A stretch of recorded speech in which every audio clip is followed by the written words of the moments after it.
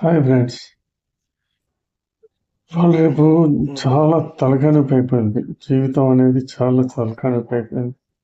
ఎలా నడవడిక ఎలా ఉంది అంటే అంత ఫాస్ట్ ఫుడ్ సెంటర్లు ఇవి తిని ఇక్కడ తిని అక్కడ తిని అని జంక్ ఫుడ్లు అని తిని ఆరోగ్యాలు పాటు చేసుకోవడం తప్ప ఇంకోటి లేకుండా అయిపోయింది. ఈ తిండి అలవాటు ఏం చేస్తాం, ఇది ఏం చేయలేము. ఇట్లా సరిగా వంటలు వండక ఇది చేయక బయట తిండికి అలవాటు పడి పనుల గురించి అక్కడిక్కడ బయట తిరగడం, ఎండల అనక వాననక ఉద్యోగాలు చేయడం, ఏదో ఒకటి తిని రావడం ఇలా జరిగిపోతుంది ఈ రోజుల్లో. అయితే దాంతో పాటు ఈ ఫాస్ట్ ఫుడ్ సెంటర్లు ఈ బయట ఫుడ్ జంక్ ఫుడ్తో పాటు మన ఆరోగ్యం కూడా అలాగే దెబ్బతింటుంది.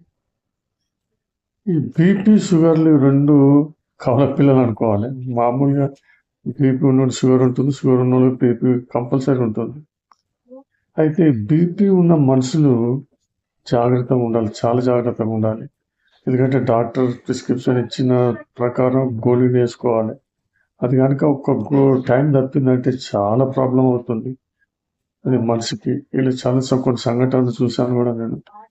అది మొత్తం బీపీ ఎక్కువైపోయి వాష్రూమ్లోకి వెళ్ళి పడిపోయిన వాళ్ళు చాలా మంది ఉన్నారు. వాష్రూమ్లో మార్నింగ్ అదే కదా గోళీలు వేసుకోకపోవడం, అది బీపీ పెరగడం, దాని వల్ల లేకపోవడం. వాష్రూమ్లలో బాత్రూంలో ఎట్లా ఉంటుందంటే కాలు జారి పడ్డామంటే తలకాయ పలుకుతుంది. తలకాయ ఎందుకంటే ప్లేస్ తక్కువ ఉంటుంది కదా, ఇటువంటి గోడకో ఆ గోడకో పడడం, కాళ్ళు ఇరగడం, తలకాయ పలగడం, ఇలా హాస్పిటల్ పాలు కావడం జరుగుతుంది. ఎక్కువ జరిగేది యాక్సిడెంట్లు, చనిపోయేది ఇవే. అది మొత్తం బీపీ కారణం అని. ఇంకోటి జాగ్రత్త, గోళీలు మాత్రం మానొద్దు.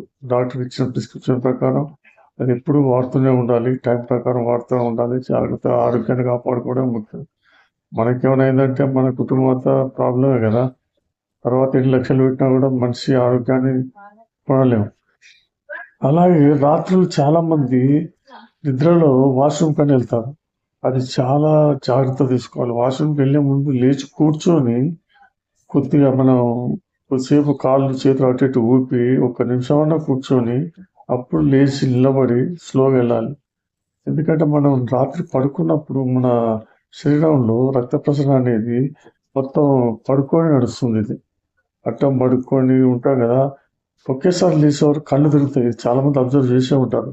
కళ్ళు తిరిగినట్టు చక్కర వచ్చినట్టు అవుతుంది. దన్మ లేచి వాష్రూమ్లోకి వెళ్తారు.